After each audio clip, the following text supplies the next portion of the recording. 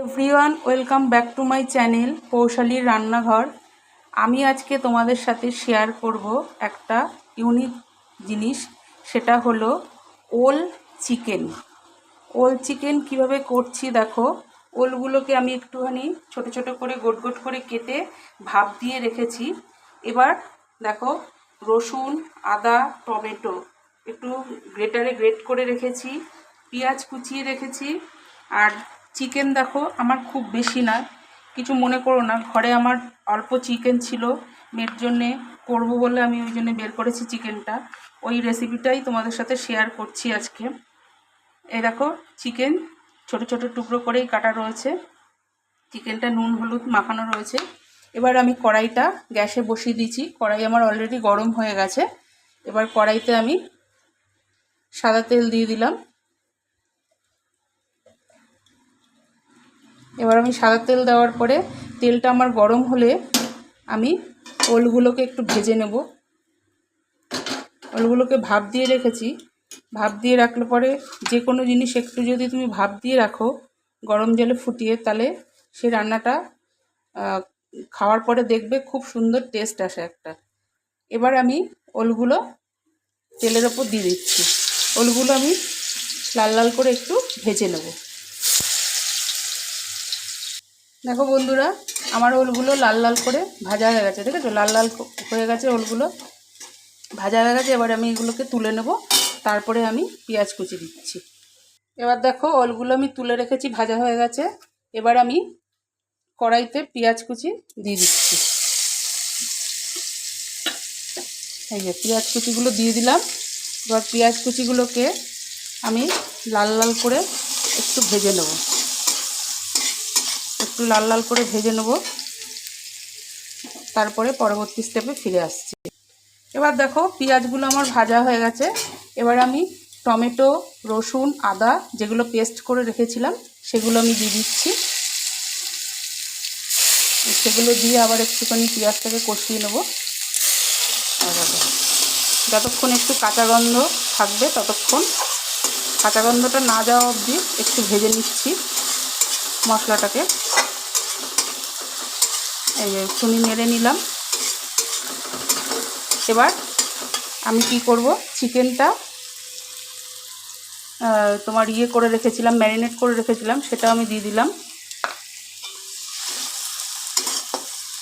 আচ্ছা বন্ধুরা, আমি একটা জিনিস দিতে ভুলে গেছি, একটা এলাচ, একটা তেজপাতা, দুটো গোলমরিচ আর একটা লবঙ্গ দিতে আমি ভুলে গেছি। এই সাইডে আমি দিয়ে দিলাম। ওটা প্রথমে আমার দেওয়া হয়নি, কিন্তু খেয়াল নেই, ওটা ভুলে গেছি দিতে। এই যে এবার আমি মাংসটা দিয়ে ভালো করে কষিয়ে নিচ্ছি মশলার সাথে। এই যে দেখো, চিকেনটা আমার ভাজা ভাজা হয়ে গেল। এবার আমি ওল কচুটা যেটা ভেজে রেখেছি সেটা আমি দিয়ে দিলাম একসঙ্গে। আবার এর সাথে ভালো করে একটু নাড়াচাড়া করে নিলাম। এবার আমি দেবো এতে নুন, দেবো নুন। এবার দেবো হলুদ, দিয়ে দিলাম হলুদ।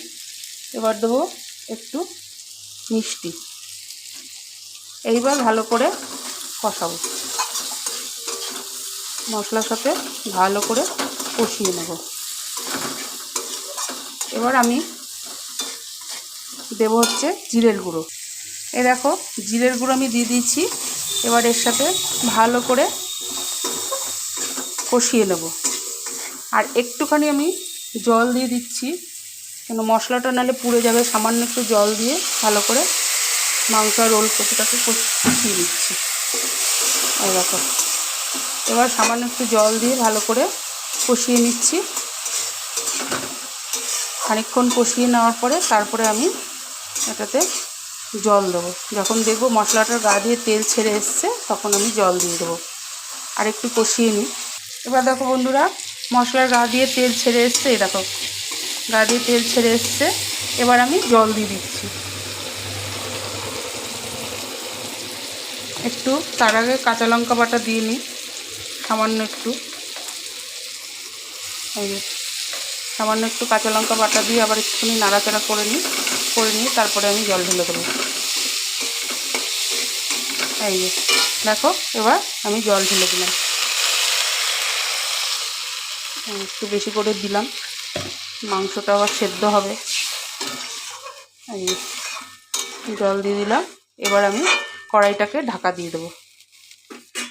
মশলার বাটিটা ধুয়ে একটু জল দিয়ে দিচ্ছি। মশলার বাটিটা ধুয়ে একটু জল দিয়ে দিলাম। এবার আমি কড়াইটাকে ঢেকে দেবো।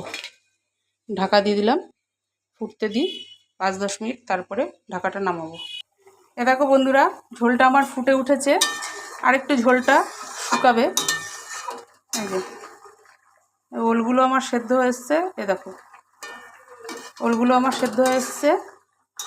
আর একটু ফুটুক ঝোলটা, তারপরে আমি গ্যাসটাকে অফ করে দেবো। একটু গরম মশলা দিয়ে দেবো অফ করে, আর একটু ফুটবে ঝোলটা আমার।